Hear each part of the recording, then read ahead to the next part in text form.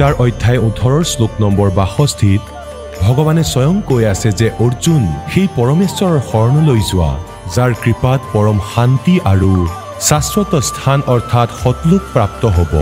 সেই পৰমেশ্বৰ কোন হয়, ক'ত আছে, কেনেকুৱা জানিবৰ কাৰণে নিশ্চয় শুনক জগতগুৰু তত্ত্বদৰ্শী সন্ত ৰামপাল দেৱ মহাৰাজৰ অমৃত বচন। সৰ্বপবিত্ৰ ধৰ্ম পবিত্ৰ শাস্ত্ৰৰ আধাৰত। কথা তাত থকা গৰখীয়া ল'ৰা এজনে লক্ষ্য কৰি আছিল। সি শিষ্যজনক ক'বলৈ ধৰিলে, যেতিয়া তেওঁ পিছদিনা সেইটো ভাঙিবলৈ আহিল, তাক সমান কৰিবলৈ আহিল, ক'ব ধৰিলে, আৰে তোমাৰ মূৰটো বেয়া হ'ল নেকি? বুঢ়াজনৰতো মূৰ এনেও বেয়া। এদিন কৈ বনাই দিয়া, এদিন কৈ ভাঙি দিয়া, আৰু তুমি তাৰ সকলো কথা মানি আছা। এতিয়া শিষ্যজনে ক'লে, ভাই, আমাৰ এই কাম কাজৰ সৈতে তুমি পৰিচিত নহয়, এয়া মোৰ পৰীক্ষা চলি আছে ভাই, আৰু এই মঞ্চৰ সৈতে কোনো সম্পৰ্ক নাই। গতিকে কোৱা তাৎপৰ্য এই যে শিষ্য হ'লে এনেকুৱা হ'ব লাগে। গতিকে এজন তেনেকুৱা শিষ্য আছিল, কোন? শ্বেখ ফৰিদ। আৰু অন্য সেইজন আছিল যিজনে কৈছিল, দুটা কাম মই কৰিলো, এটা আপুনি কৰক, আপুনি কি একেবাৰে নোৱাৰা হৈ পৰিছে?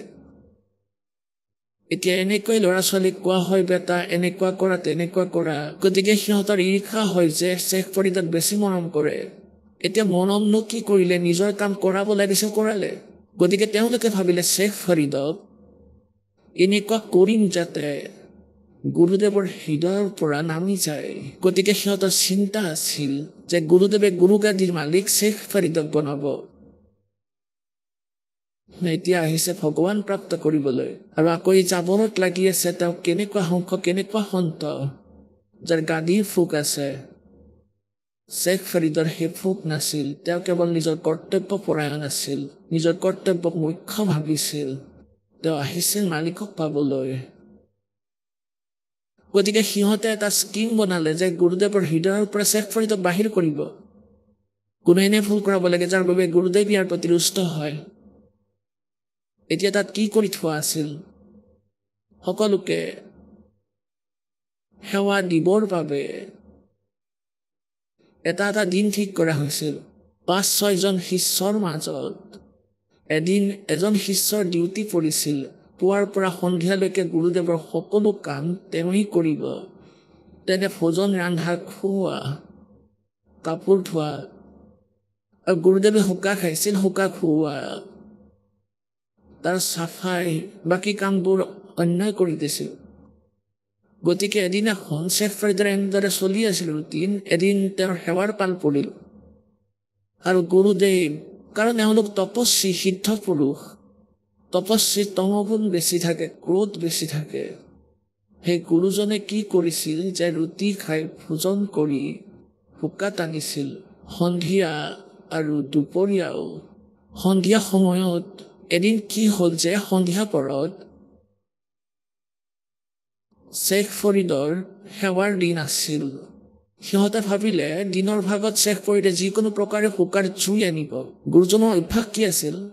তেওঁ খানা খোৱাৰ 5-10 মিনিটৰ পাছত হুকা লাগেই। শিষ্যই লৈ আনিলে ভালেই, নহ'লে লাঠি ধৰি তাত বহুবাৰ মাৰিছিল আৰু সেৱাৰ পৰা কেইবাদিনো বঞ্চিত কৰিছিল। বহুদিনলৈ ইমান খং কৰিছিল, হুকা খোৱাত ইমান বেয়াকৈ আসক্ত আছিল তেওঁ। এতিয়া এই কথা সকলোৱে জানিছিল। গতিকে অন্য শিষ্যসকলে ভাবিলে যে আজি ইয়াৰ পাল, আৰু সন্ধিয়া সময়ত আমি জুই নুমুৱাই দিম যেতিয়া সি গুৰুদেৱক খানা দিবলৈ যাব। এতিয়া খানা ৰান্ধি শ্বেখ ফৰিদে কি কৰিছিল? তেওঁ খৰিৰ কয়লাবোৰ তৈয়াৰ কৰি থৈছিল হুকাত দিবৰ জোখাৰে। আহিয়েই হুকা ভৰাই গুৰুদেৱক দিম, খানা খুৱাই আহি 2 মিনিট 4-5 মিনিটতে দি দিছিল সদায়। এতিয়া খানা খুৱাই আৰামেৰে তেওঁ আহিল, দেখিলে যে জুই নুমাই গৈছে। জুই নাছিল তাত, অগ্নি নাছিল, বাৰিষাৰ দিন আছিল। তেওঁ ভাবিলে নুমাই গ'ল চাগে, জুই নুমাইছে চাগে, ধ্যান নিদিলে। তেওঁ ভাবিলে গাঁও আছে 1 কিলোমিটাৰ দূৰত, তাত ধোঁৱা দেখা গৈছিলে ঘৰত, সন্ধিয়াৰ সময় আছিল। তেওঁ ভাবিলে আজিলৈকে তোমাৰ আজিলৈকে গুৰুদেৱৰ প্ৰতি নিজৰ যিমান গদুইল আছিলে সেয়া শেষ হ'ব আৰু তোমাৰ ভক্তি নাশ হ'ব আৰু গুৰুদেৱ ৰুষ্ট হ'লে মোৰ একোৱেই নাথাকিব। এনেকৈ ভাবি হুকাৰ চিলিং লৈ মাৰিলে দৌৰ। ফুল স্পীডত গ'ল। যি ঘৰত ধোঁৱা ওলাই আছিল আৰু ঘৰখনৰ মায়ে কি কৰি আছিল, বাৰিষাৰ দিন চৌকাত জুই জ্বলোৱাৰ চেষ্টা কৰি আছিল। মাৰি কেতিয়াবা ধোঁৱা হৈছিল, কেতিয়াবা চকুত ধোঁৱা লাগে। চকু পানী পেলাই পেলাই জুই জ্বলাই আছিল, মাজে মাজে নুমাই যায়, আকৌ জ্বলি উঠে। অৰ্থাৎ মায়ে এনেদৰে জুই জ্বলাই থৈছিল আৰু তেওঁ দুখী হৈছিল। এতিয়া শ্বেখ ফাৰিদে ক'লে, মা জুই দিয়ক, অলপ জুই দিয়ক। এতিয়া তেওঁ আছিল খঙত, জুই এনেই পায় নেকি, মোৰ চকু ফুটিছে, তুমিও ফুটাই লোৱা, তেতিয়াহে জুই দিম। লোৱাই চেপেনা ধৰি আছিল, সোমাই দিলে নিজৰ চকুতে আৰু চকু উলিয়াই দিলে। লোৱাই, এতিয়া মোক জুই দিয়া। এতিয়া আয়ে ভাবিলে কথাটো বেয়া হ'লে যেন সঁচাকৈ চকু উলিয়ালে। তেওঁ ভয় খালে। চৌকাৰ গোটেই জুই বাহিৰ কৰি ক'লে, লৈ যাওক মহাৰাজ, লৈ যাওক। তেওঁ জানিছিল যে যি আশ্ৰমৰ পৰা আহিছে তাৰ মহাত্মা বহুত সিদ্ধ পুৰুষ। যদি তেওঁ অভিশাপ দিয়ে তোমাৰ কুলৰ নাশ হ'ব। তেওঁ ভয় খালে। শ্বেখ ফাৰিদে একো নকৰিলে বেচেৰাটোৱে। তেওঁ কি কৰিলে, নিজৰ কাপোৰেৰে ফটা চকুটো বান্ধিলে, যিটো উলিয়াই লৈছিল, আৰু জুই লৈ আকৌ বেগাই দৌৰ মাৰিলে। সিফালে গুৰুদেৱে চাই আছে। 2 মিনিট হ'ল, 4 হ'ল, 5 হ'ল, 10 মিনিট যেতিয়া হ'ল, তেওঁ মাতিলে, আৰে শ্বেখ ফাৰিদ, হুকা ভৰাই আনা গোপা। উত্তৰ নাহিল। অলপ পিছত আকৌ মাতিলে, তৃতীয়বাৰ আকৌ মাতিলে, আৰে ক'ত মৰিবলৈ গৈছ তই, শ্বেখ ফাৰিদ, ক'ত মৰিবলৈ গলি তই আজি। তেতিয়া সি শুনিলে গুৰুজীয়ে আজি খং কৰিছে। দূৰৰ পৰাই মাত দিলে, আহিলো গুৰুদেৱ, আহিলো। ক'লে, আৰে কি হৈছিল, ক'লে গুৰুদেৱ আজি জুই নুমাই গৈছিল আৰু গাঁৱৰ পৰা দৌৰি গৈ আনিছো, বাৰু ভাল পুত্ৰ, থৈ দিয়া। হুকা খালে আৰু শুই থাকিল। আৰু তেওঁ গৈ চুকত শুই পৰিল। মায়ে ভাবিলে যে এতিয়া গ'লে নাজানো মহাত্মাই কি কৰি দিব, পুৱালৈকে তেওঁৰ খং কিছু চাগে মাৰ যাব। তেওঁ ভাবিছিলে শিষ্যজনে গৈ ক'ব আৰু তেওঁৰ খঙত অগ্নিশৰ্মা হৈ পৰিব। সেই মায়ে ৰাতিপুৱা মাটিৰ পাত্ৰ এটাত চকুটো থৈ লৈ গ'ল আৰু ক'লে, মহাৰাজ, মোৰ দ্বাৰা ভুল হ'ল। সকলো কথা ক'লে। এনেদৰে আপোনাৰ শিষ্য গৈছিল আৰু জুই অগ্নি খুজি আছিল। মই কষ্ট পাই আছিলো মহাৰাজ, আৰু মোৰ মুখৰ পৰা ফুলতে ওলাই গ'ল যে চকু ফুটাই লোৱা তুমি। আপোনাৰ শিষ্যই চকু ফুটাই দিলে, ইয়াত থৈ দিছো। গতিকে তেওঁ ভাবিলে, হয় শ্বেখ ফাৰিদ গৈছিল। তাক মাতিলে, মাতি পঠিয়ালে। শ্বেখ ফাৰিদ দৌৰি আহিলে, হয় মহাৰাজ। এয়া কি কাহিনী, কি হৈছিল পুত্ৰ। নাই, একো হোৱা নাই গুৰুদেৱ, আপুনি আছে যেতিয়া কি হ'ব পাৰে এই ৰাসৰ। নহয়, আয়ে কি কৈ আছে। তেতিয়া আইজনীয়ে ক'বলৈ ধৰিলে যে সঁচাকৈ এনেকৈ চকু উলিয়াই দিছিল, কাপোৰ বন্ধা আছে গুৰুদেৱ। ক'লে, আৰে সঁচাই নে। গুৰুদেৱে ক'লে, খুলি পেলোৱা কাপোৰখন। যেতিয়া কাপোৰ খুলি চোৱা হ'ল, তেতিয়া চকু ঠিকেই দেখা গ'ল শ্বেখ ফাৰিদৰ, কিন্তু অলপ সৰু আছিল। এটা পুণ্যাত্মাসকল, এই কাহিনীৰ, এই কথাৰ যি সাৰ বস্তু ওলাব তালৈ ধ্যান দিব। এতিয়া ইমান সিদ্ধ পুৰুষ হৈও তেওঁ মুক্তিপ্ৰাপ্ত হোৱা নাছিল, মুক্তিৰ সাধনা নাছিল।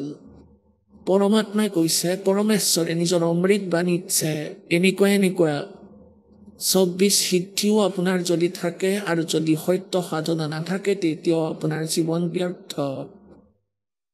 এতিয়া কি হ'ল, এতিয়া এই কথাৰ পৰা ওচৰে পাজৰে খুব মহিমা হ'ল সেই সন্তজনৰ, যে এনেকুৱা সন্ত এনেকৈ ঠিক হৈ গ'ল। কিছুদিনৰ পাছত তাৰ মৃত্যু হৈ গ'ল সন্তজনৰ, সেই মহাত্মাৰ। শ্বেখ ফাৰিদ ভক্তিৰ বাবে ওলাই আহিছিল আৰু গুৰুজনে তপস্যাৰ মাৰ্গ দেখুৱাইছিল। এতিয়া সেই যি গুৰু আছিল, তেওঁ সাধনাত তপস্যা কৰিবলৈ কৈছিল যে তপ কৰা, কষ্ট দিবা শৰীৰক যিমান বেছি পাৰা, তেতিয়া তোমাক পৰমাত্মা প্ৰাপ্ত হ'ব, দৰ্শন দিব, আল্লাহৰ দৰ্শন হ'ব। এতিয়া শ্বেখ ফাৰিদে সেই আশ্ৰম এৰি দিলে কাৰণ তাত গাদীৰ ভোকাটোত আছিল। শেখ ফৰিদে গাদী বিচৰা নাছিল, তেওঁ দূৰলৈ গৈ সাধনা কৰিবলৈ ধৰিলে। তেতিয়া তেওঁ এনেকৈ ভাবিছিল যে গুৰুদেৱে পথ দেখুৱাই গৈছে যে অধিক বেছি তপস্যা কৰিলে, শৰীৰক কষ্ট দিলে ভগৱানে তোমাক দৰ্শন দিব। 12 বছৰত তেওঁ 50 কেজি অন্ন খালে। 12 বছৰত 50 কেজি অন্ন। এতিয়া চাওক পুণ্যাত্মাসকল, এদিনত কিমান গ্ৰাম খাইছিল তেওঁ? এবছৰত 360 দিন, আৰু 12 বছৰত চাই লওক কিমান হ'ল। এতিয়া পুণ্যাত্মাসকল, এনেদৰে অলপ আহাৰ খাই তেওঁৰ শৰীৰ বেছি দুৰ্বল হ'ল, আৰু বাহিৰত বহিলে কাউৰী অহা হ'ল তেওঁক মৃত ভাবি তেওঁৰ চকু খাবলৈ। আৰু কাউৰীক তেওঁ কৈছিল, শেখ ফৰিদে, যেতিয়া কাউৰী আহি মূৰত বহে হাত ভৰি নচলেই, বাহিৰত পৰি আছিল। কেতিয়াবা কোৱাত 12 বছৰলৈ ওলমি থাকে তেওঁ। 12 বছৰত কোৱাত ওলমে ওলোটাকৈ ওপৰত গছৰ ডালত ৰছী বান্ধি ভৰি বান্ধি তললৈ ওলমি থাকে। 12 বছৰলৈকে কোৱাত ওলমি আছিল। মাজে মাজে বাহিৰলৈ ওলাই অলপ ফুৰা চকা কৰি আকৌ ওলমি থাকে। বাহিৰত শুই আছিল, কাউৰী আহিল। কাউৰীয়ে ভাবিলে এই মানুহজন মৰি গৈছে, শৰীৰত কতো মাংস নাই, একেবাৰে সাৰ মাত্ৰহে দেখা গৈছিল। কাউৰী বহিল মূৰত যে ইয়াৰ চকু খাই পেলাম, চকুত কিছু মাংস আছে। যেতিয়া কাউৰী আহি বহিল, শেখ ফৰিদে ক'লে যে কাউৰী ভাই, মোৰ শৰীৰত ক'ৰবাত মাংস পালে সেয়া খাই লোৱা, নিজৰ পেট ভৰোৱা, কিন্তু মোৰ চকু নাখাবা। হ'ব পাৰে মই ভগৱানৰ দৰ্শন পাব পাৰোঁ, মোৰ চকু নাখাবা, মোৰ ভগৱানৰ দৰ্শনৰ আশা আছে। এনেকৈ কৈ উচপি উচপি কান্দিবলৈ ধৰিলে যে ভগৱানক নাপালোঁ, গোটেই জীৱন ব্যৰ্থ হ'ল, এতিয়া নাজানো কিমান দিনৰ জীৱন আছে। গতিকে ভাবিলে বাহিৰত পৰি থাকিলেই কাউৰীয়ে খাই পেলাব।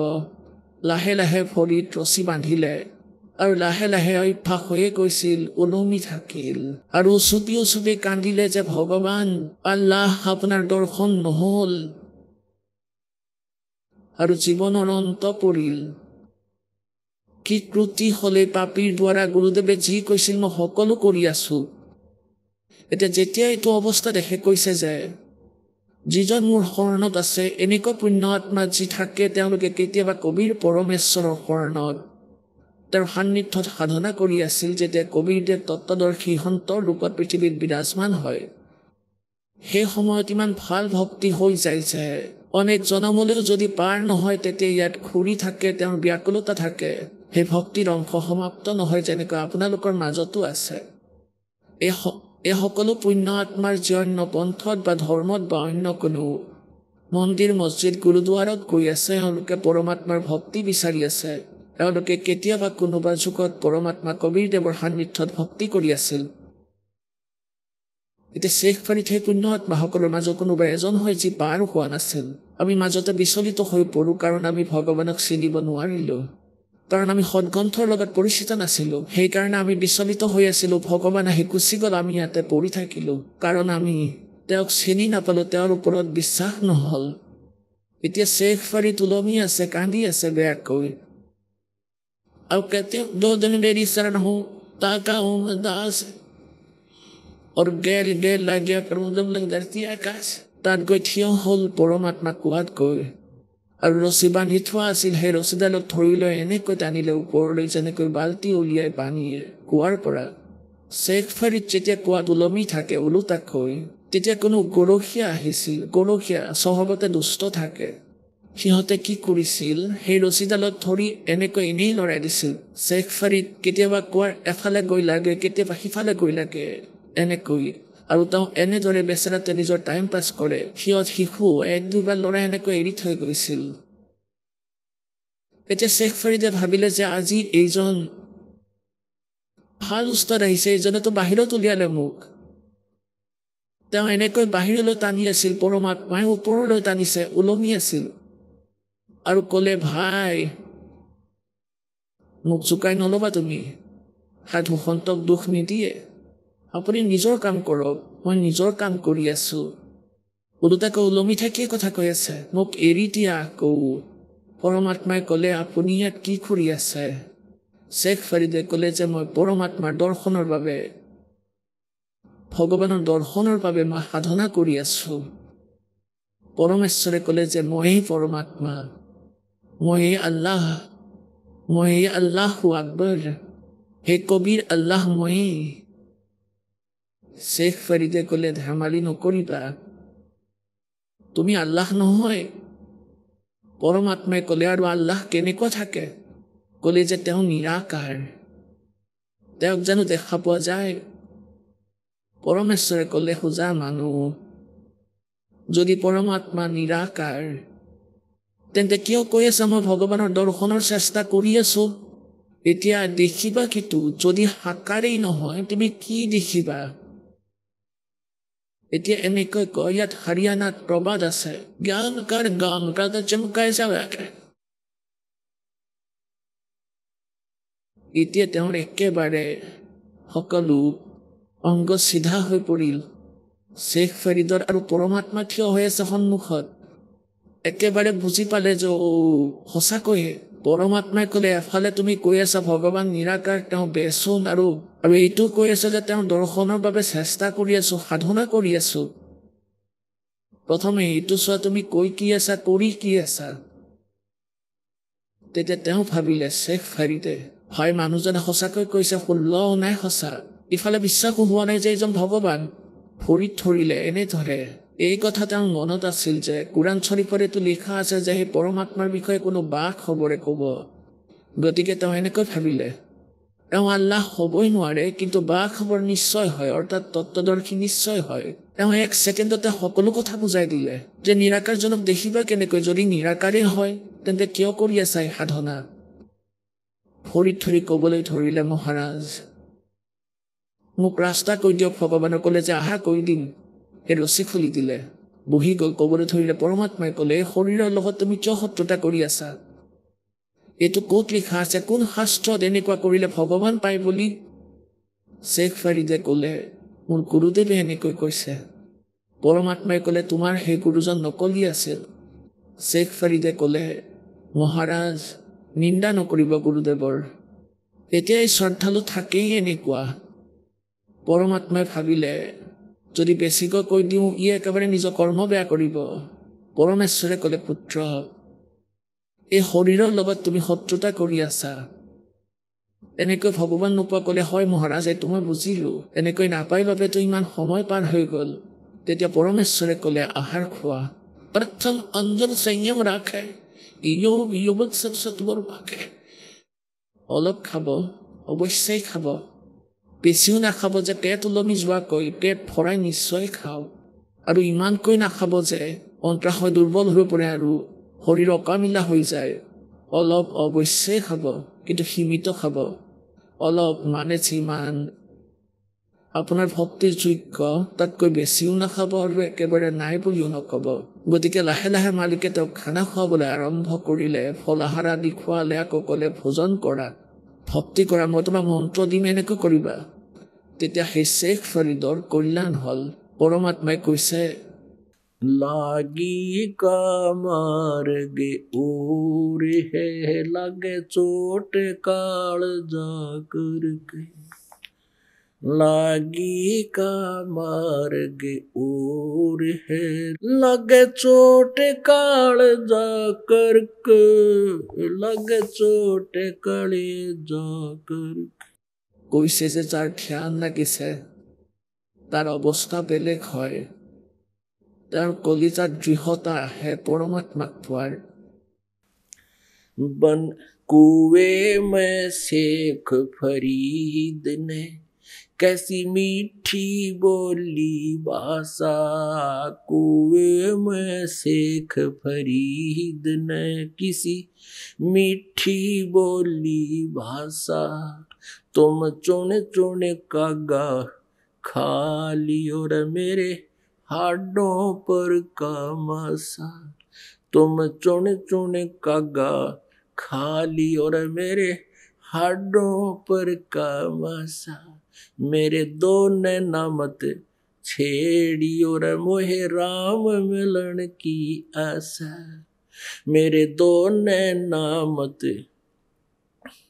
छेड़ी और मोहे राम मिलन की आशा, जिन करी तपस्या घोर थी वो ओहे आसर अर्क, वो ओहे आसर हर्क, वो ओहे आसर अर्क, लागी का मार्ग लग चोट काल जा करक, लग चोट काल जा करक, लागी का मार्ग और है लग चोट काल जा करके।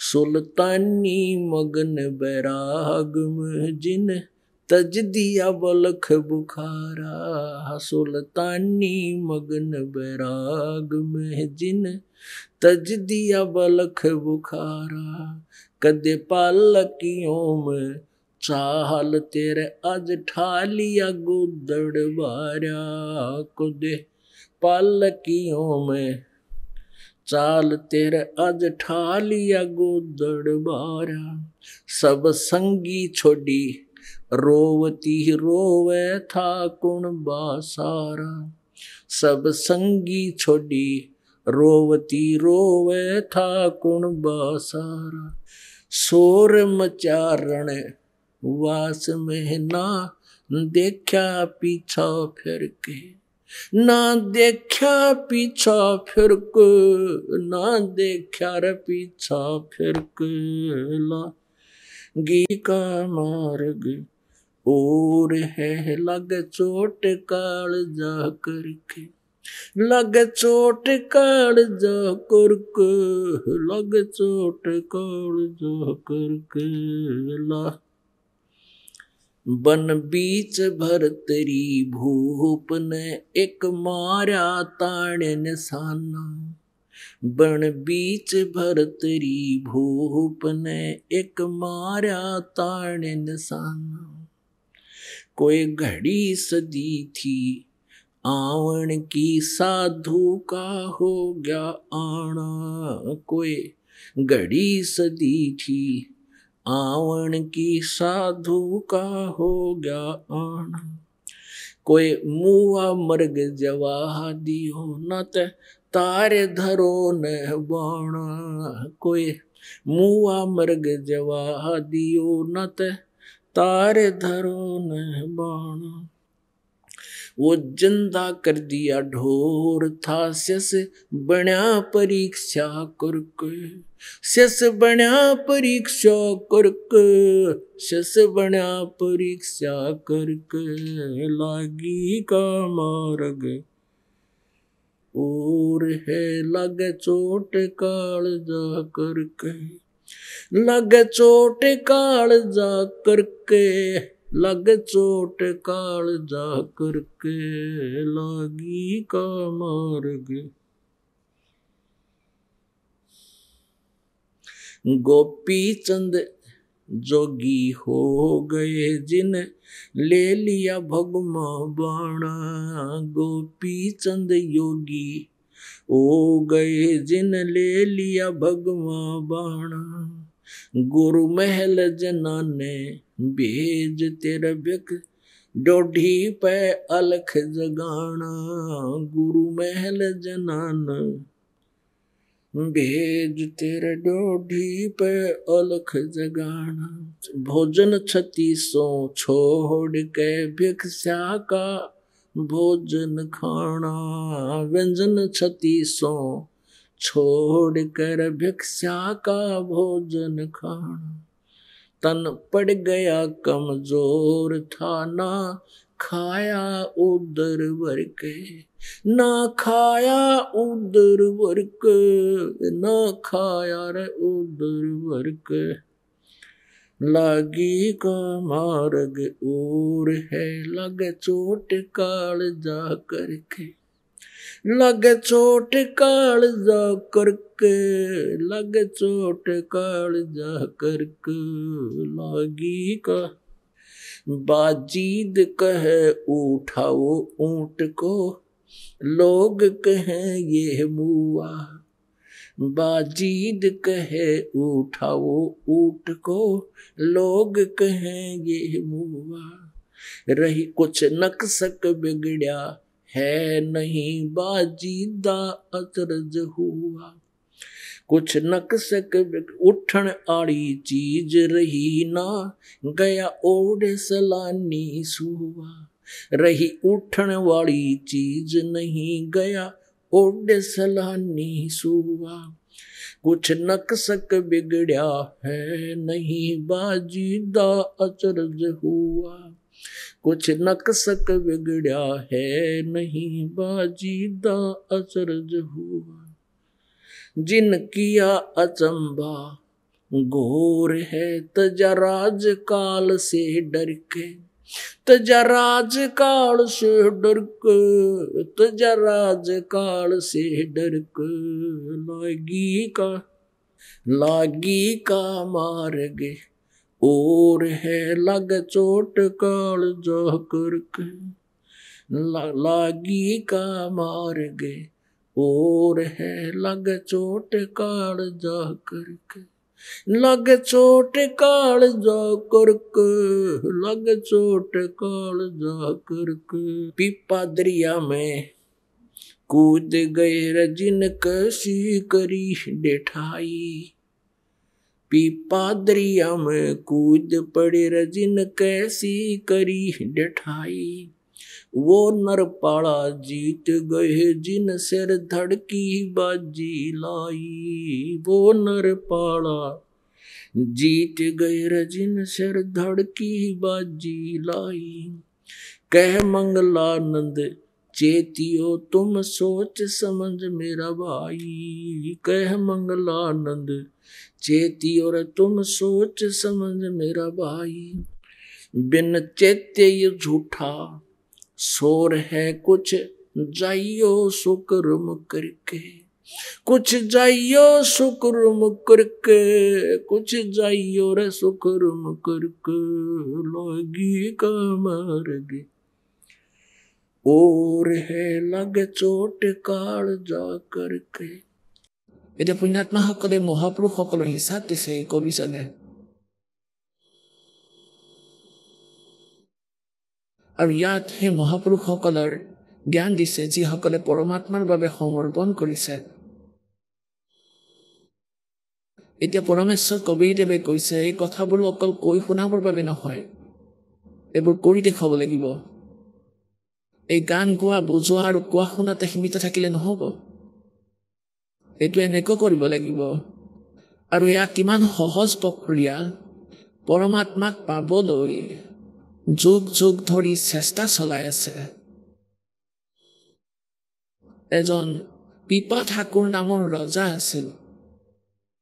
ইয়াত ৰাজস্থানৰ ভিতৰৰ গিগনৌৰ চহৰৰ গিগনৌৰ তাত দুৰ্গাৰ পূজাৰী আছিল। আৰু তেওঁ দুৰ্গাৰ সাক্ষাৎ দৰ্শন দিছিল।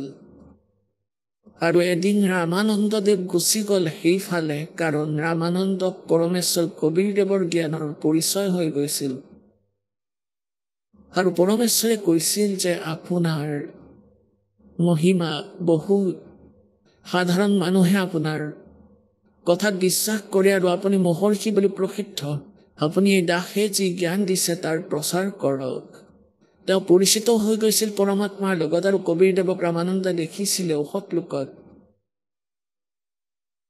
ৰামানন্দদেৱে আকৌ এনেকৈ প্ৰচাৰৰ বাবে যাবলৈ ওলাল। ৰামানন্দদেৱ সেই চহৰলৈ গুচি গ'ল, ৰজাৰ তাত থাকিল। ৰজা বহুত ধাৰ্মিক আছিল। সেইদিনাই কথা শুনালে ৰামানন্দদেৱে যি কথা পৰমাত্মা কবিৰদেৱে পৰমেশ্বৰে তেওঁক কৈ থৈছিল সেই সকলো জ্ঞান শুনালে। তেতিয়া পিপাদেৱে ক'লে, হে পৰমাত্মা, আপোনাৰ কথা মোৰ বিশ্বাস নহ'ল যে দুৰ্গাৰ ওপৰতো কোনো শক্তি আছে। তেতিয়া ৰামানন্দদেৱে ক'লে যে আপুনি নিজৰ দেৱীক সুধি ল'ব। কেতিয়াবা তেওঁ এটা বিশেষ অনুষ্ঠান কৰিছিল আৰু তেওঁ দৰ্শন দিছিল। বিশেষ অনুষ্ঠান কৰালে দুৰ্গা প্ৰকট হ'ল। দুৰ্গাক সুধিলে যে মাতা কোনো অন্য শক্তিও আছে নেকি? এতিয়া এই দেৱ দেৱীয়ে মিছা নকয়, তেওঁ ক'লে হয় অন্য শক্তি আছে, কিন্তু তুমি তাক নোপোৱা, তোমাক তেওঁ দৰ্শন নিদিয়ে। এতিয়া পিপাৰ মনত লাগিল সেই কথাটো। তেওঁ কৈছে দৰ্শন মাত্ৰ নহয়, সকলো কাম হ'ব। এতিয়া কি কৰিলে? ৰামানন্দদেৱে আকৌ কিছুদিনৰ পিছত যাবলগীয়া আছিল, তেওঁ আকৌ গ'ল আৰু সুধিলে ৰাজন এতিয়া আপোনাৰ ৰায় কি? তেতিয়া পিপাই ক'লে মহাৰাজ, যি কথা আপুনি কৈ আছিল সেয়া সকলো সঁচা। দুৰ্গাক মই সুধিছিলোঁ, এতিয়া মই আপোনাৰ লগত থাকিম। পৰমাত্মাই ভাবিলে এইজন হৈছে ৰজা আৰু ইয়াক মোৰ লগত থাকিলেও আগলৈ আকৌ কেতিয়াবা দুখ দিব। গতিকে তেওঁক ক'লে যে ৰাজন ঠিক আছে, আপোনাক মই আকৌ আহিম ল'বলৈ, আপুনি তেতিয়া আহিব। এতিয়া পিপাই ভাবিলে এই মহাৰাজ আকৌ আহিব আৰু মই যাব লাগে সোনকালে। ক'বলৈ ধৰিলে মহাৰাজ মই হ'লে থাকিব নোৱাৰা হৈছোঁ, মই আপোনাৰ লগত যাম।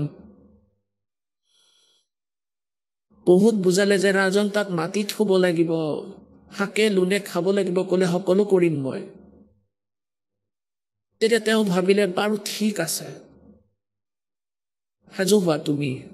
ৰাজপাট এৰি দিলে। এতিয়া তেওঁৰ পত্নী সকলো সাজু হ'ল। 3জনী পত্নী আছিল পিপা ঠাকুৰৰ, 3জনী তিৰোতা, তিনিও লগত যাবলৈ সাজু হ'ল। এতিয়া ৰজাই ক'লে যে মহাৰাজ এই 3গৰাকী সাজু হৈছে, এই নাটত এনেকৈ থাকি গ'ল আগলৈ, ইহঁতে ভক্তি কৰিবলৈ নিদিব মোক। ৰামানন্দদেৱে ক'লে এটা কাম কৰা, ইহঁতক কোৱা যে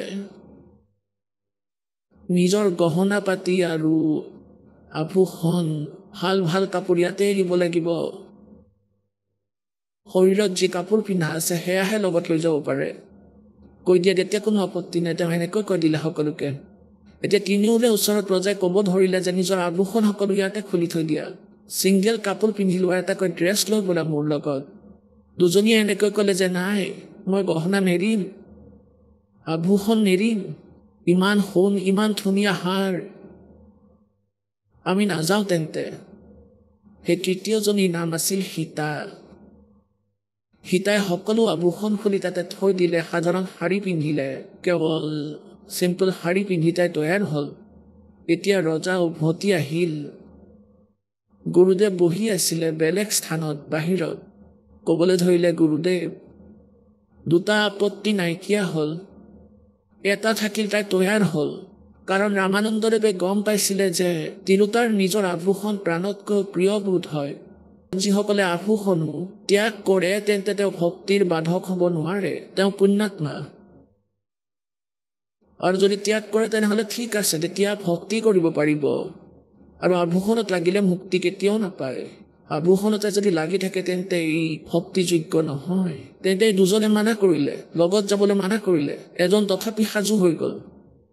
এতিয়া ৰামানন্দদেৱে আহি ক'লে যে ভগৱান, দুজনটো গুচি গ'ল, এজন এতিয়াও থাকি গৈছে। ৰামানন্দদেৱে ক'লে যে মই গৈ আছোঁ তোমাৰ লগত। ৰামানন্দদেৱে ক'লে যে পুত্ৰী, এয়া চোৱা, আমাৰ লগত যদি যোৱা তাত শ শ ধৰণৰ মানুহ আছে, কোনোৱে বেয়া ক'ব, কোনোৱে ভাল ক'ব, দুৰ্ব্যৱহাৰ কৰিব, তুমি ইয়াতে থাকা। যে নাই ভগৱান, ময়ো আত্মকল্যাণ কৰিব বিচাৰিছোঁ।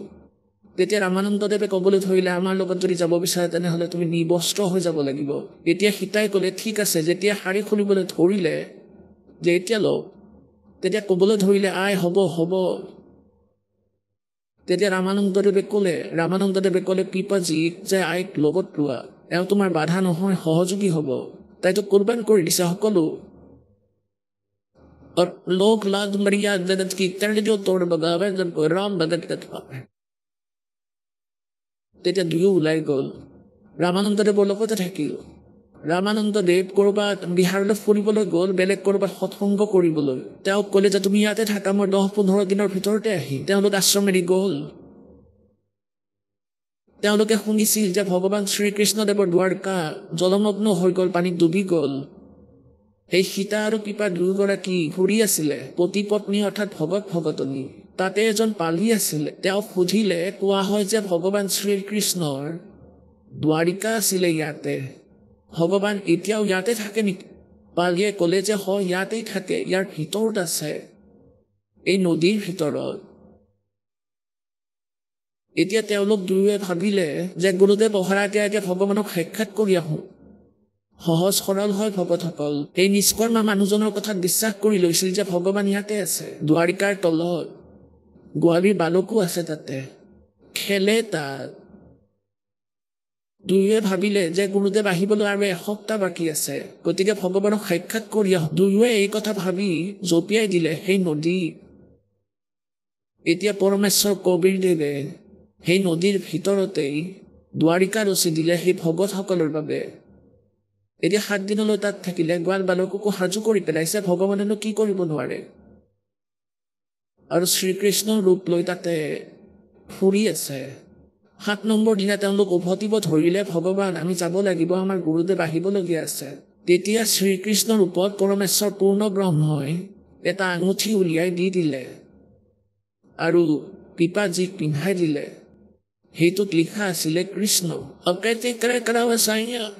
কবিৰ পৰমেশ্বৰেই তিনিও লোকত প্ৰৱেশ কৰি সকলোৰে ধাৰণ পোষণ কৰে অৰ্থাৎ সকলোৰে যি কাৰ্য সেয়াই কৰিছিল এতিয়া তেওঁ স্বয়ং নিজৰ মহিমা নকৰে এতিয়া সিফালে কি আছিল যেতিয়া সেই পালিয়ে দেখিলে যে দুজন সাধৱী আৰু সাধু ভগতনী নদীত ডুবি মৰি গ'ল আৰু পথাৰত কাম কৰি আছিল সেই তেওঁলোকক মাত দিলে যে সোনকালে আহক দৌৰি আহিল 10-20 জন মানুহ যে কি হ'ল ক'লে যে ভগতনী ডুবি মৰি গ'ল তলত কেনেকৈ ডুবিল যে মোক সুধি আছিলে দ্বাৰিকা আছে জানো ইয়াত মই এনেই ধেমালিতে কৈ দিছিলোঁ যে ইয়াতে আছে তেওঁলোকে নিজৰ মাজতে সিদ্ধান্ত ল'লে যে ভগৱানক দৰ্শন কৰি আহোঁ দুজপিয়ে ডুবি মৰি গ'ল তেতিয়া সেই পথাৰত থকা ব্যক্তিসকলে ক'লে যে তোমাৰ ভাল হওক এয়া তুমি কি কৰি পেলাইছা মুখ্য সাধু সন্তসকলতো সহজ সৰল থাকে তেওঁ বৰ দুখ পালে যে এয়া ডাঙৰ ভুল হ'ল এতিয়া 7 নম্বৰ দিনা সেই পালি তাতে ফুৰি আছিল আৰু পস্তাই আছিল যে এইটো কি হ'ল তেতিয়া দুয়ো ওলাই আহিল তলৰ পৰা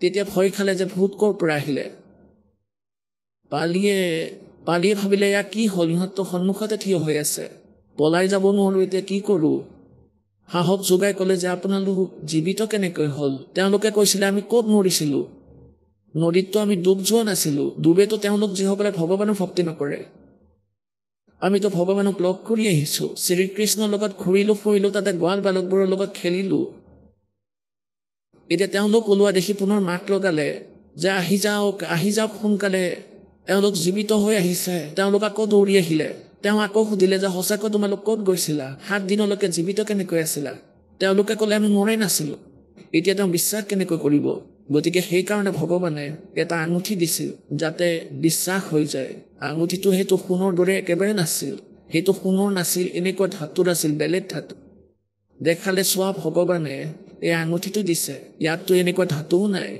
তাত কৃষ্ণ নাম লিখা আছিল সকলোৰে বিশ্বাস হ'ল গতিকে কোৱাৰ অৰ্থ এয়া ইয়াত লিখা আছে पीपा दरिया में कूद गए रजन कैसी करी डेठाई ঠেঠ মানে কিমান সাহস দেখুৱালে ডেঠ মানে কিমান যি সাহস কৰিলে पीपा दरिया में कूद गए रजन कैसी करी डेठाई वो नर पाड़ा जीत गए रजन सिर धड़की बाजी लाई नर वो पाड़ा जीत गए रजन सिर धड़की बाजी लाई कह मंगलानंद चेतियो तुम सोच समझ मेरा भाई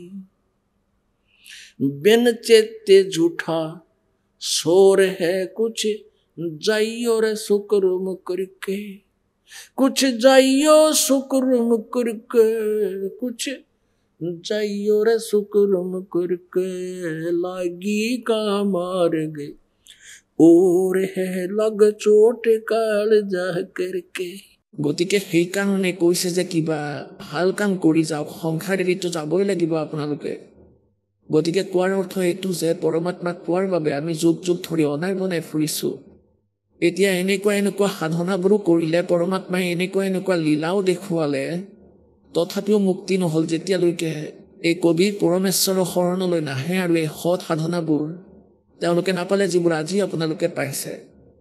ইয়াৰ পৰাই মুক্তি হ'ব, ইয়াৰ পৰাই সাংসাৰিক সুখ হ'ব। এতিয়া ইয়াৰ পিক টাইম আছিলে, তাতে কিছু ভক্তি তেওঁলোকৰ কৰোৱাই পৰমাত্মাই লৈ আহিছিলে। কোৱা হয় কেতিয়া চৌচৰ চিন্তাই কৰিব পাৰি যেনেকৈ গাজ চেফাৰিটোৰ ওচৰত গৈ তেওঁ ভক্তি বঢ়াই দিলে, সৎ ভক্তি কৰালে। গতিকে পুণ্যাত্মাসকল, আপোনালোকৰ ওপৰত কিমান দয়া মালিকৰ সেই সৎ নাম আৰু আচল নাম ধুনীয়াকৈ পাই আছে আপোনালোকে। কোনো ধৰণৰ কোনো বিশেষ প্ৰযত্ন নাই, আপোনালোকৰ ওচৰত বাৰ্তা পঠাই আছে পৰমাত্মাৰ কাৰণে। এয়া পিক টাইম আহি গৈছে। এতিয়া এয়া প্ৰাইম টাইম সেই পৰমেশ্বৰক পোৱাৰ, এয়া মধ্য প্ৰজন্মৰ সময়। এই সময়ত যাৰ মানৱ শৰীৰ আছে তেওঁলোক পুণ্যকৰ্মী প্ৰাণী হয়। ইয়াতকৈ পূৰ্ণকৰ্মী তেওঁলোক হয় যিসকলে পৰমাত্মাৰ এই মাৰ্গ পাইছে। তেওঁলোকৰ মাজত আপোনালোকো ধন্য, আপোনালোকৰ মাতা পিতা যাৰ পৰা জন্ম হৈছে। बोलो सतगुरुदेव जय हो।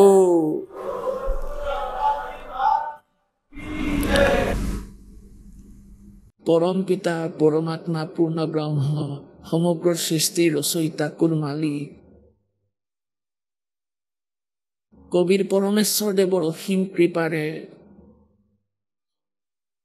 এই ঘোৰ কলিযুগৰ ভিতৰত আপোনালোকৰ এয়া তত্ত্ব জ্ঞান শুনিবলৈ সৌভাগ্য হ'ল।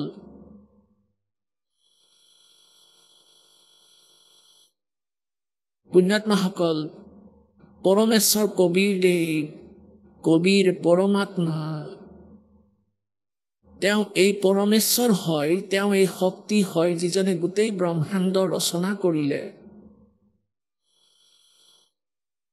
আৰু তেওঁ এই ভগৱান, তেওঁ এই পৰমাত্মা হয় যাক পৰমাত্মা বুলি কোৱা হয়।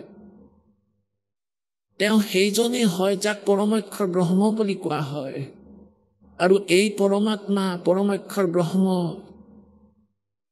এই কলিযুগৰ ভিতৰত চন 1398 নিজৰ অমৰ স্থানৰ পৰা গতি কৰি সনাতন পৰম ধামৰ পৰা গতি কৰি আহি য'ত প্ৰভু নিবাসিত, য'ত তেওঁ থাকে, য'ত তেওঁ বিৰাজমান, তাৰ পৰা গতি কৰি আহে, খোজকাঢ়ি আহে।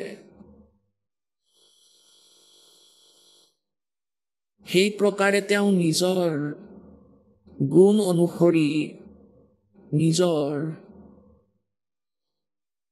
লীলা অনুসৰি, যেনেকৈ ধৰক সদগ্ৰন্থত পৰমাত্মাৰ মহিমাৰ বৰ্ণনা আছে, তেওঁ তেনেকুৱাই কৰে।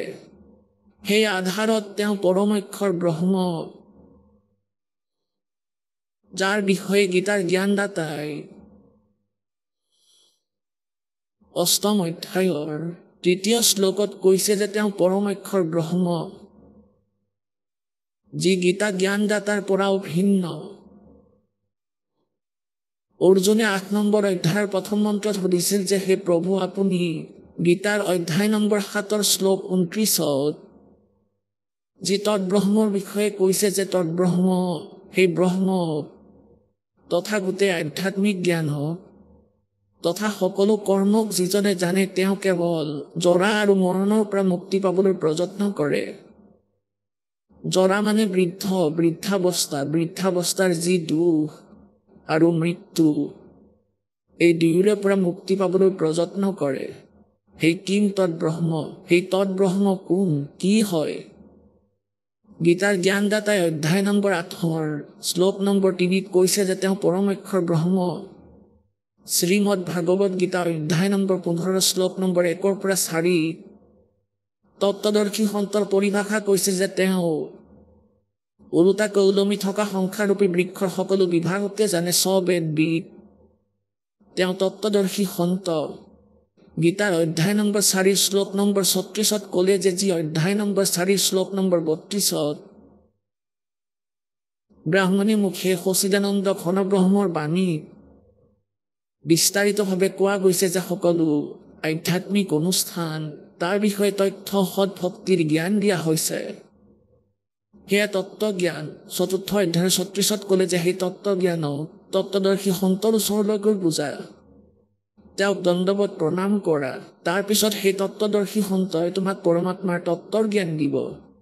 গতিকে সেই পৰমাত্মা এই গীতা জ্ঞানদাতাতকৈ পৃথক, যি সমৰ্থ, ইয়াৰ তথ্য গীতাৰ জ্ঞানদাতায়ো নাজানে। সেইকাৰণে 7 নম্বৰ অধ্যায় 29 নম্বৰ শ্লোকত ক'লে যে মোৰ এই জ্ঞানক আশ্ৰয় কৰি তত্ত্বদৰ্শী সন্তক যিজনে বিচাৰি লয়, মোৰ এই জ্ঞানৰ সৈতে আশ্ৰিত হৈ আৰু যিজনে জৰা আৰু মৰণৰ পৰা মুক্তি পাবলৈ প্ৰযত্ন কৰে, 7 নম্বৰ অধ্যায়ৰ 29 নম্বৰ শ্লোকত তেওঁ সেই তৎব্ৰহ্মক জানে, গোটেই আধ্যাত্মিক জ্ঞানৰ লগত পৰিচিত, তত্ত্বজ্ঞানৰ লগত পৰিচিত, আৰু তেওঁ সকলো কৰ্মৰ সৈতে পৰিচিত। গীতাৰ অধ্যায় নম্বৰ 15 শ্লোক নম্বৰ 1 ক'লে যে সেই তত্ত্বদৰ্শী সন্তৰ পৰিচয় কি? ওলোটাকৈ ওলমি থকা সংসাৰৰূপী বৃক্ষ, যিজনে সকলো অংগ সহিত বিভাগ সহিত কয় স বেদবি, তেওঁ বেদৰ তাৎপৰ্যক জানোতা, অৰ্থাৎ তেওঁ তত্ত্বদৰ্শী সন্ত। গতিকে সেই পৰমেশ্বৰে নিজৰ বিষয়ে তথ্য দিছিলে আৰু গীতাৰ জ্ঞানদাতাই তেওঁৰে মহিমা গাই আছে, कारण चारियों वेदों हरांख श्रीमद् भागवत गीता। परमेश्वर ने कहा था अक्षर पुरुष एक पेड़ है, निरंजन वाक की डार, तीनों देवा शाखा हैं, ये पात रूप संसार। 15 নম্বৰ অধ্যায়ৰ শ্লোক নম্বৰ 1 পৰা 4 সাৰাংশ হয় যে সেই তত্ত্বদৰ্শী সন্ত সেইজন হ'ব যিজনে এই সংসাৰৰূপী বৃক্ষৰ সকলো বিভাগ কৰি দিব, যেনেকৈ শিপাপূৰ্ণ পৰমাত্মা পৰমেশ্বৰ ব্ৰহ্ম, যাৰ দ্বাৰা সকলোৰে ধাৰণ পোষণ হয়, যিজন সকলোৰে মালিক, সকলোকে আহাৰ দিয়ে, আৰু কাগজ যি বাহিৰত দেখা যায় সেয়া অক্ষৰ পুৰুষ হয়, যাক পৰব্ৰহ্ম বুলিও কোৱা হয়। আৰু কাগজৰ পৰা এডাল শকত ডাল ওলাই যায়, ইয়াত ক্ষৰ ব্ৰহ্ম বুলি ধৰা, ক্ষৰ পুৰুষ বুলি ধৰা, জ্যোতি নিৰঞ্জন বুলি ধৰা। ইয়াৰ শকত ডালৰ আগত 3টা শাখা আছে, সেয়া ৰজগুণ ব্ৰহ্মা, সদগুণ বিষ্ণু, তমগুণ শিৱদেৱ আৰু পাত্ৰপী সংসাৰ। পৰমেশ্বৰ কবিৰদেৱে কৈছে যে कबीर अक्षर पुरुष एक पेड़ है, निरंजन वाक की डार, और तीनों देवा शाखा है, ये पात रूप संसार।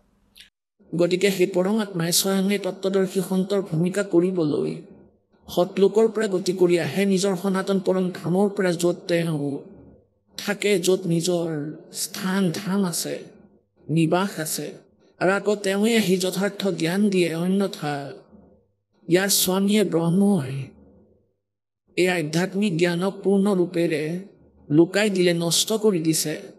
লোক বেদ দন্ত কথা শুনাই সকলো পুণ্য আত্মাক ভ্ৰমিত কৰি ৰাখিছে নিজৰ নকলি দূতসকলৰ দ্বাৰা। গতিকে ইয়াত 15 নম্বৰ অধ্যায়ৰ 1 পৰা 4লৈকে কৈছে যে যেতিয়া তত্ত্বদৰ্শী সন্তক পোৱা যায়, তেতিয়া তেওঁ অজ্ঞানৰূপী জাল সেই তত্ত্ব জ্ঞানৰূপী অস্ত্ৰৰে কাটি মানে ইয়াক ভালদৰে বুজি, ইয়াৰ পাছত পৰমেশ্বৰৰ সেই পৰম পদক বিচাৰিব লাগে, য'ত যোৱাৰ পিছত আকৌ উভতি সংসাৰলৈ কেতিয়াও নাহে। আৰু যিজন পৰমেশ্বৰে সমগ্ৰ ব্ৰহ্মাণ্ড ৰচনা কৰিলে ইয়াৰে সিদ্ধ হয়, আৰু গীতাৰ জ্ঞানদাতাই কয় যে তেওঁৰে ভক্তি কৰিব লাগে। ইয়াৰে সিদ্ধ হ'ল যে গীতাৰ জ্ঞানদাতাতকৈ কোনো অন্য পৰমাত্মা আছে, পৰমেশ্বৰ আছে, যিজন ভক্তিৰ যোগ্য, তেওঁৱেই সকলোৰে ধাৰণ পোষণ কৰোঁতা, তেওঁৱেই সকলোৰে জনক হয়, সমগ্ৰ ব্ৰহ্মাণ্ডৰ ৰচয়িতা। আৰু 15 নম্বৰ অধ্যায়ৰ শ্লোক নম্বৰ 16-17 তিনি পৰমাত্মা, তিনি স্বামী, তিনি পুৰুষ আছে।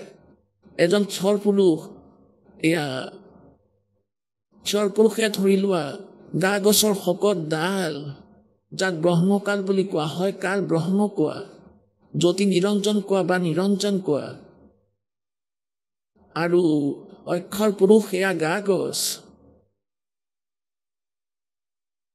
গতিকে এই অক্ষৰ পুৰুষ এওঁ ব্ৰহ্ম, আৰু মূল যি সংসাৰৰূপী বৃক্ষৰ যি এক শিপা আছে, য'ৰ পৰা সকলোৱে আহাৰ পায়, গোটেই গছ সেউজীয়া হৈ থাকে, তেওঁ হয় পৰম অক্ষৰ ব্ৰহ্ম। গীতাৰ অধ্যায় নম্বৰ 15 শ্লোক 17 যাৰ বিষয়ে কৈছে कि उत्तम पुरुष तू अन्य परमात्मा इति उदाहरते हैं। এই ওপৰত বৰ্ণিত 16 শ্লোকত 15 নম্বৰ অধ্যায়ৰ 16 নম্বৰ শ্লোকত গীতাত দুজন পুৰুষৰ কথা কৈছে, ক্ষৰ পুৰুষ আৰু অক্ষৰ পুৰুষ। এই দুজন পুৰুষতকৈ অন্য হয় এই উত্তম পুৰুষ, শ্ৰেষ্ঠ পুৰুষ, পূৰ্ণ পৰমাত্মা। যেনেকৈ পৰহি আপোনালোকক এয়াই জ্ঞান দিছিলোঁ পূৰ্ণ ৰূপত, কিন্তু আজি কিছু ভূমিকা বনাবলৈ কোৱা হৈছে। গতিকে তেওঁৱেই সকলোৰে ধাৰণ পোষণ কৰে, তেওঁৱেই তত্ত্ব জ্ঞান প্ৰদান কৰে, আৰু বাস্তৱত তেওঁৱেই পৰমাত্মা। তেওঁ বাস্তৱত অবিনাশী।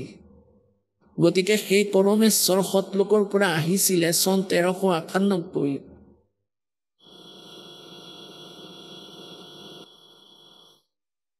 আৰু কাশী চহৰত লেহেৰতাৰা নামৰ এটা পুখুৰীৰ ভিতৰত বিকশিত পদুম ফুলৰ ওপৰত এই পৰমাত্মাই নৱজাত শিশু ৰূপ ধাৰণ কৰি বিৰাজমান হৈছিলে। এনেকুৱা লীলা তেওঁ প্ৰত্যেক যুগতে কৰি থাকে। সেই পৰমাত্মাৰ শৰীৰৰ 3টা স্থিতি আছে। ঋগ্বেদ মণ্ডল নম্বৰ 9, সূক্ত নম্বৰ 1, মন্ত্ৰ নম্বৰ 8 আৰু 9। এয়া স্পষ্ট কৰিছে যে সেই পৰমাত্মাক উগ্ৰগতিবোৰে প্ৰেৰণা যোগায়। আৰু যি কাৰণত অৰ্থাৎ যেতিয়া পৰিস্থিতিবোৰ বহুত বেয়া হৈ যায় পৃথিৱীত, ধৰ্মৰ নাশ হৈ যায় আৰু অধৰ্ম বৃদ্ধি পাই যায়, সেই সময়ত এই পৰমেশ্বৰ আহে আৰু ভাসমান শৰীৰক তেওঁ প্ৰাপ্ত কৰে, অৰ্থাৎ ধুনীয়া শৰীৰৰ সৃষ্টি হয় দেখনীয়াৰ। আৰু সেই পৰমাত্মাৰ 3 প্ৰকাৰে শৰীৰৰ স্থিতি হয় ভগৱানৰ। এজনটো সতলোকত থাকে, তাতে তেওঁৰ শৰীৰ বহুত তেজময় আৰু বেলেগ ৰূপ ধৰি আহে যেতিয়া তেওঁ এটা যুগত এটা এনে লীলা কৰি দেখুৱাই সাধাৰণ মানুহৰ দৰে, যেনেকৈ নৱজাত শিশু ৰূপ ধাৰণ কৰিলে, পদুম ফুলৰ ওপৰত বিৰাজমান হ'ল, তাৰ পৰা নিসন্তান দম্পতীয়ে উঠাই লৈ যায় আৰু আকৌ কুমাৰী গাইৰ তেওঁ গাখীৰ পান কৰে। সেই পৰমাত্মাৰ শক্তিৰে কুমাৰী গায়ে গাখীৰ দিয়ে আৰু তেওঁ পান কৰে। এনেকুৱাই লীলা, এনেকুৱা ঋগ্বেদ মণ্ডল নম্বৰ 9, সূক্ত নম্বৰ 1 মন্ত্ৰ নম্বৰ 9 প্ৰমাণ আছে। এই বেদকটো দাসে পঢ়িলে এতিয়া বেছিতকৈ বেছি 10 বছৰ আগতে বুজি পালে বেদক। আৰু পৰমাত্মাৰ মহিমাই দাসে প্ৰায় চন 1988 পৰা শুনি আৰু শুনাই আহি আছে। আৰু পৰমেশ্বৰৰ বাণীত, কবিৰ বাণীত তেওঁ লীলাত 600 বৰ্ষ আগতে লিখিলে যে প্ৰভুৱে এনেকুৱা কৰিছিলে।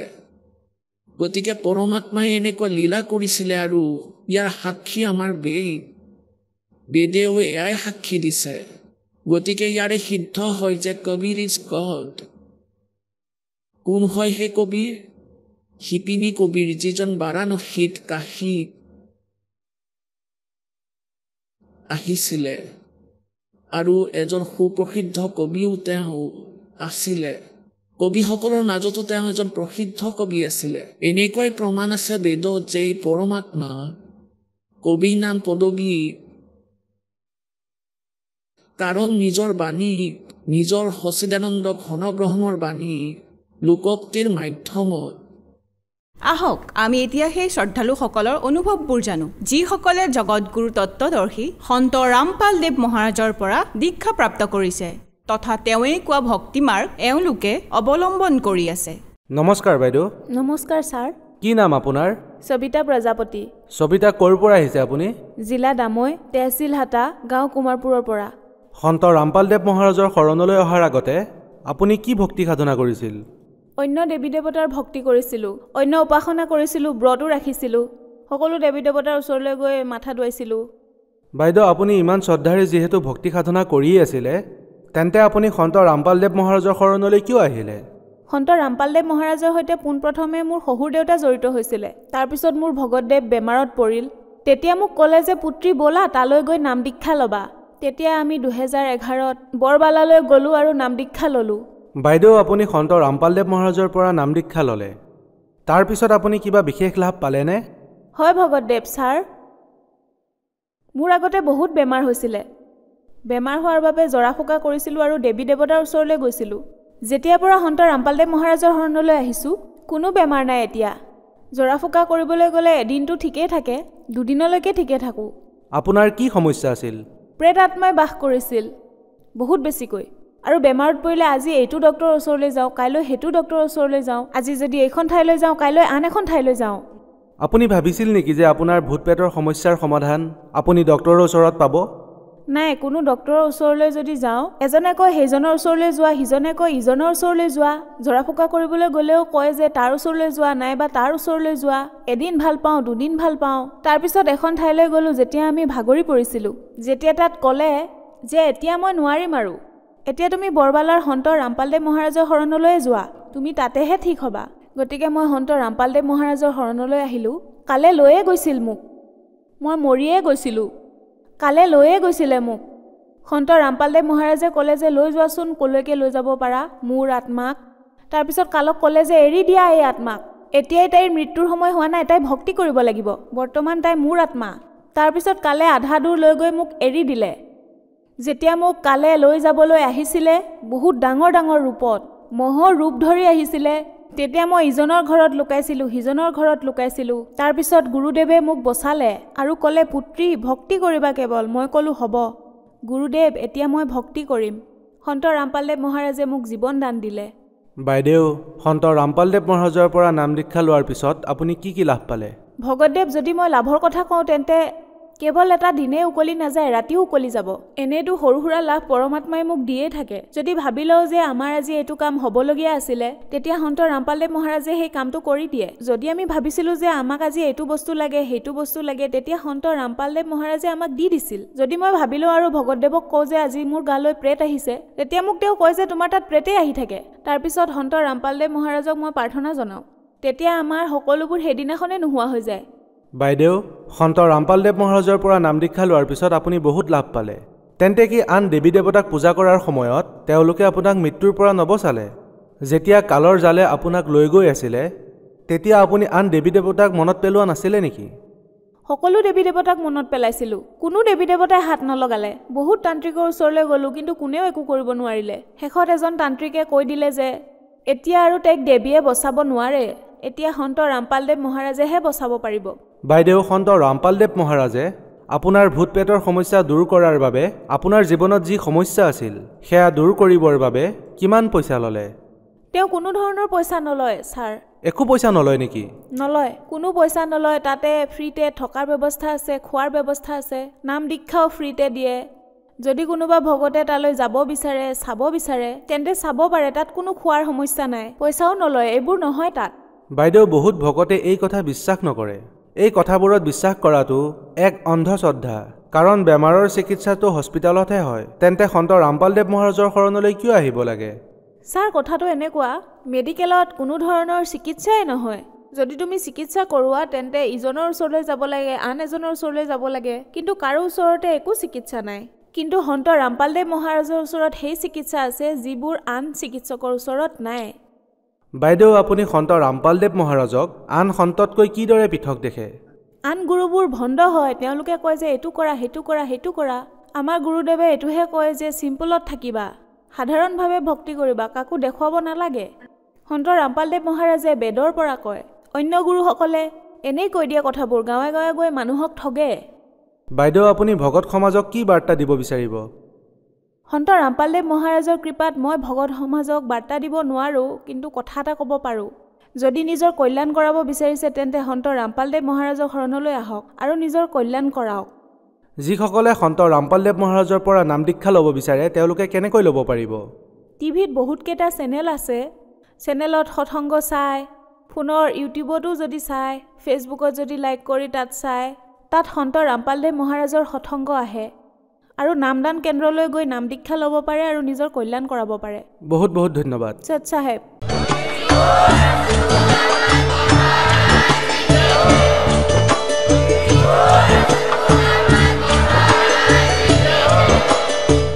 আপুনি শুনি আছিলে জগতগুৰু তত্ত্বদৰ্শী সন্ত ৰামপালদেৱ মহাৰাজৰ মংগল প্ৰবচন।